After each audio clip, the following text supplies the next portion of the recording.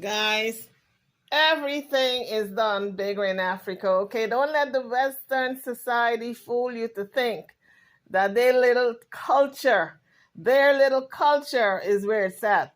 It is happening, it is given in Africa, okay? Now, check out this bride and her ceremony. All right, I'm counting at least 12 outfits. It's so many I lost count. But that's on a happier note. On a sadder note, folks, her friend poisoned her a few hours before her wedding and she got sick on her wedding day and had to be rushed to the hospital. Details were not disclosed. However, the video is floating around the internet of the happy celebration of the wedding and all the beautiful outfits that she had on. And I'm telling you guys, there's some hateration going on out there when you are tying the knot. So you got to be careful. There's always a friend who thinks that you shouldn't get married. Always got something bad to say about your fiance. Never a kind word. They should have gotten married before you, or maybe they got a crush on your fiance. Maybe your fiance was, flirting with them a little bit and they think they had a chance and you walking down the aisle. So they want to make sure that it doesn't come to fruition, okay? And some of these same old frenemies will cheat with your husband behind your back after you get married. If they know they can't have him when he's single, they're going to have him when he's married. All right? So this poor bride was poisoned by her friend and was hospitalized on the most happiest day of her life. Well, it's supposed to be on her wedding day. There's no footage of what happened in terms of the details, what kind of poison, which friend, if the person was arrested, when was she rushed to the hospital, during the wedding, during the ceremony, during the, it was not disclosed. So the only thing that's floating around is a video of her wedding pictures.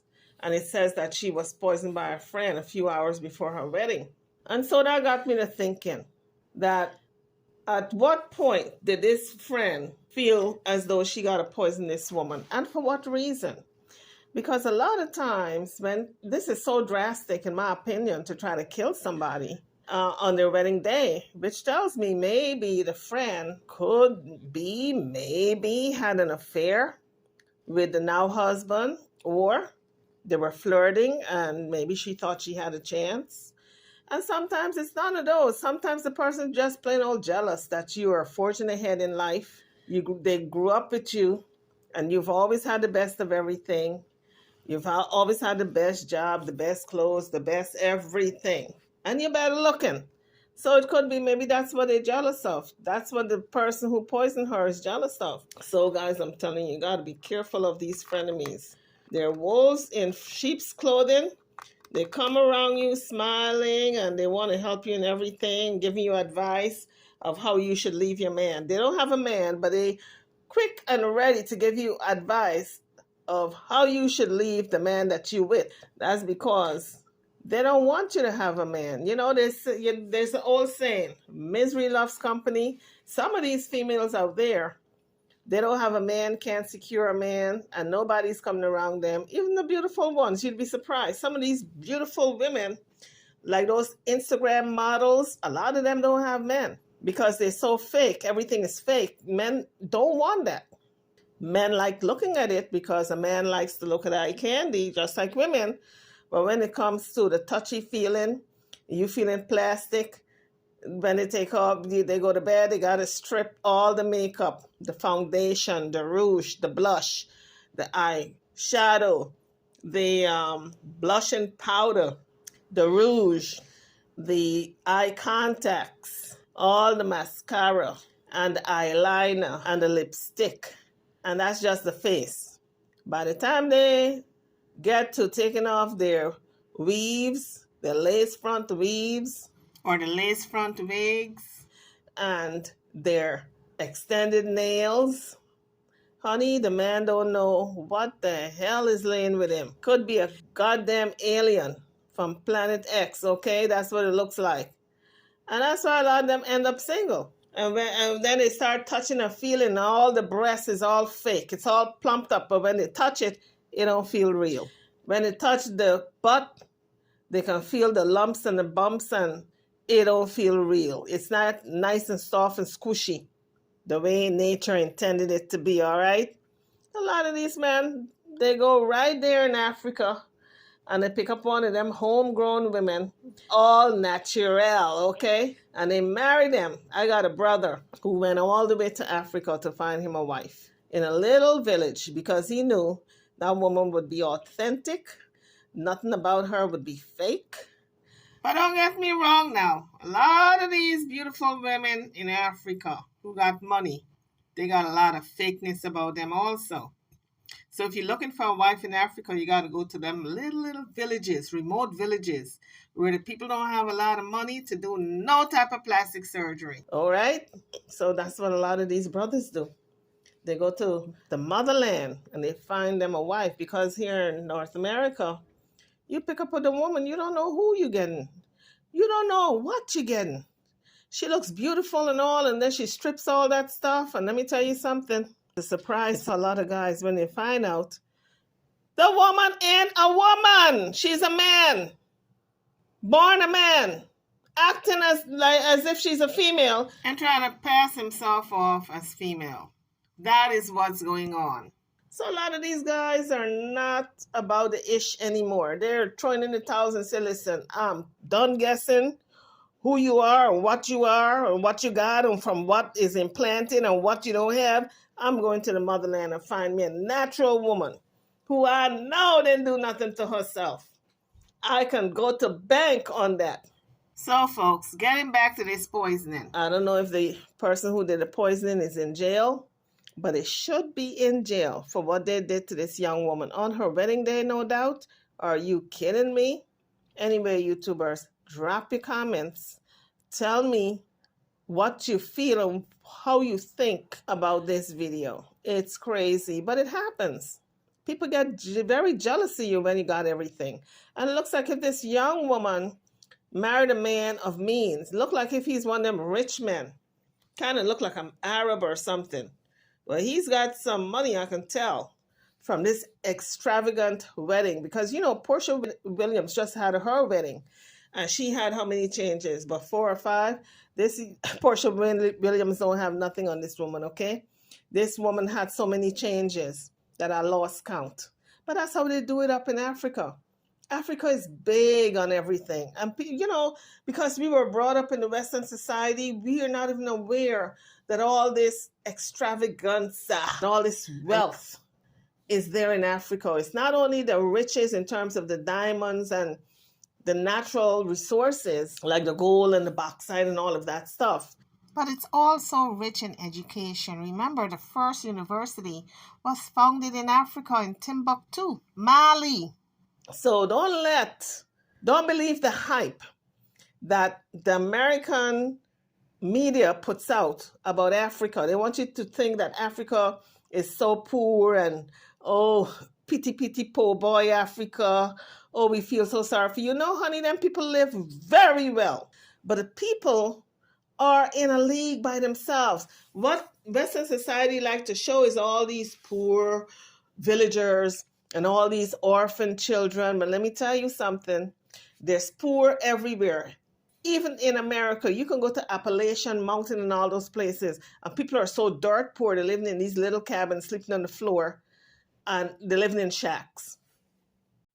And it is the richest continent on the planet. That's why all them European countries are in there trying to get the natural resources, the wealth out of Africa and take it back to their countries. So the people of means live very, very well.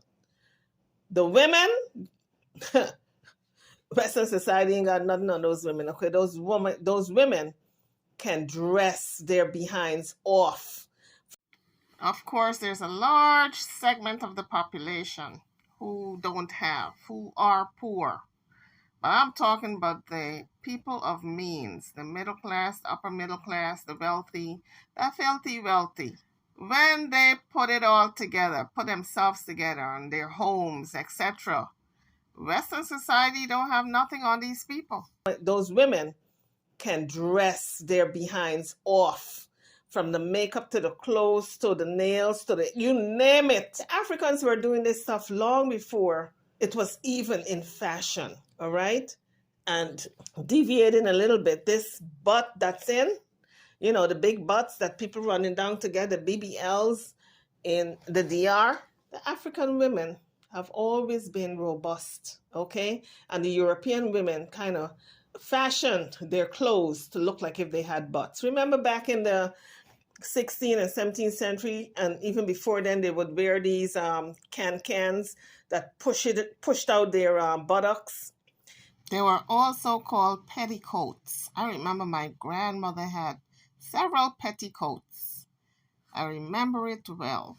I'm not making this a racial issue, but I'm just spitting facts. These are the facts as it's documented in the history books.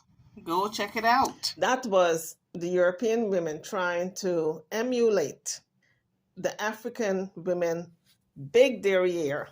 As a matter of fact, there's a young woman who passed away at the age of 26. Her name was Sarah Bartman. After her husband was killed and she was still young, she was sold to a trader whose name was Peter William Cesar, and was taken to England in 1810 and became the attraction for freak shows. Because of her large buttocks, he used her in freak shows and attractions in Europe, where she was gawked at by white European men. She was sold to a man who kept animals in cages, and she was in a cage also when they were using her as a freak show due to her large buttocks. It is said that she was desired by many of the European men in the area. She was then resold to George Cuvier, a naturalist who wanted to study her physical makeup. But I suspect he wanted to sexually exploit her. What kind of studying could he do with a woman with a large buttocks? What type of scientific research can be gained from that? So I do believe that he wanted her at his beck and call for sexual exploitation. Sarah died in 1816 at the age of 26. When Nelson Mandela became president, he requested Sarah's remains from France. So when Nelson Mandela was alive, he requested Sarah's remains to be sent back to South Africa, the place where she was born, for burial to her homeland, the Eastern Cape, which is one of the provinces of South Africa. France ultimately returned the remains of Sarah in March of 2002. So according to Wikipedia, she died on the 29th of December 1815, around the age of 26, of an undetermined inflammatory ailment, possibly smallpox, while other sources suggest she contracted syphilis because she was being forced to have sex with all these men, these white men. And this is back in slavery, guys. So, you know, black men were not involved. And then other sources said she could have died from pneumonia also. And after she died, parts of her body was cut up and kept in jars in a museum in France. A little correction in her name. Her real name is Saartjie, but when she came to North America, her name was changed to Sarah. But it's Saartjie Baartman, Saartjie. Nowhere in that spelling says Sarah, okay? It's also been documented. And Google says that Saartjie Baartman, also known as Sarah, died a penniless prostitute. So it's safe to say that these white men were prostituting her. the white owner of her was prostituting her because she did not have her own freedom. She was enslaved, and her skeleton remains and bottled organs were stored in a museum in France until the South African government negotiated the return of her remains. And this was when Nelson Mandela was president of South Africa.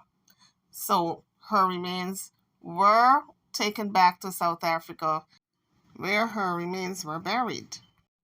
And it was very important for her remains to be returned to South Africa because the French Museum disrespected her remains to the point where it was not only her brain, her skeleton remains, but also her sexual organs were cut out and put on display, like her buttocks. The article says her sexual organs. So I am thinking not only the buttocks, but her vagina also, and breast. So it was not until 2002 that her body parts were repatriated back to South Africa. So guys, can you imagine? She was so exploited that even after she died, they were still making money off of her with the exhibit of her brain and skeleton remains and her body parts, her sexual organs that they cut out. And when Nelson Mandela became president of South Africa, because that's where Sarah was from, he demanded her remains to be returned to Africa, to South Africa, and there give her a fitting burial. But it was very, very sad that this young woman taken from her homeland, and this was all during slavery, folks. Slavery has such a profound impact on Black people that we are still recovering. YouTubers, I'm over now. Don't forget to like, share, and subscribe to my channel and to this video. Thank you for watching.